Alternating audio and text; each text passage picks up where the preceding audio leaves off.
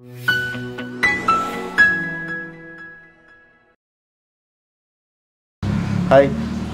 என் பேர் Mahesh. Aquatic angels shop run பண்ணிகிட்ருக்கோம். ஆக்சுவலாக வந்து பார்த்திங்கன்னா எங்கள் ஷாப் வந்து நொலும்பூர் லொக்கேஷனில் லொக்கேட் ஆகிருக்கு. ஃபஸ்ட்டு நாங்கள் வந்து மாதவரத்தில் தான் நாங்கள் ரன் பண்ணிகிட்ருந்தோம். தென் இங்கே நொலும்பூர் லொக்கேஷனுக்கு ரீலொக்கேட் பண்ணோம். ஸோ மெயினாக ஏன் நொலும்பூர் லொக்கேஷன் வந்தோம் அப்படின்னா மெரைன் அக்வாரியமுக்காகவும் பிளான்டட் அக்வாரியமுக்காகவும் தான் மெயினாக இங்கே வந்தோம். ஏன்னா நிறைய கஸ்டமர்ஸ் எங்கள் லொக்கேஷனுக்கு ரீச் ஆகிறதுக்கு ஓல்டு லொக்கேஷன் ரீச் ஆகிறதுக்கு லைக் ரொம்ப டிஸ்டன்ஸாக இருக்குன்னாங்க. ஸோ அதனால் சென்டர் ஆஃப் த சிட்டி நொலும்பூராக நான் ஃபீல் பண்ணேன். அதனால் இங்கே வந்தோம் நாங்கள்.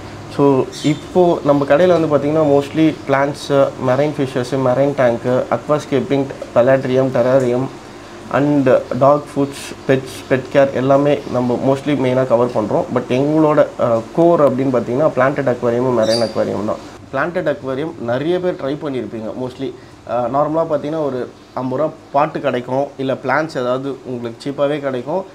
நம்ம ட்ரை பண்ணுற அளவுக்கு ரொம்ப ஈஸியாகவே இருக்கும். ஆனால் மெரைன் நீங்கள் போய் கேட்டிங்கன்னு வச்சுக்கோங்களேன், அதோட காஸ்ட்டு கேட்டு நிறைய பேர் வந்துடுவாங்க. ஓகே இதை நம்ம பண்ணணுமான்னு யோசிப்பாங்க.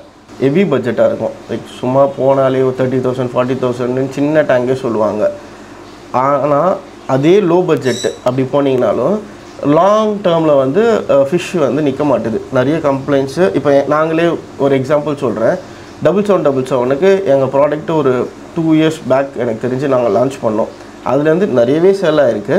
ஆனால் கஸ்டமர் எங்ககிட்ட வரத்துக்கு முன்னாடி அப்ரோச் பண்ணுறதுன்னா உங்கள்கிட்ட ஃபிஷ்ஷு லாங்காக வருமா அப்படின்ட்டு. ஏங்க அப்படின்னு கேட்கும்போதெல்லாம் இதே மாதிரி தாங்க வாங்கணும், பட் எங்ககிட்ட ஃபிஷ்ஷு லாங்காக இல்லைன்னு சொல்லிட்டு.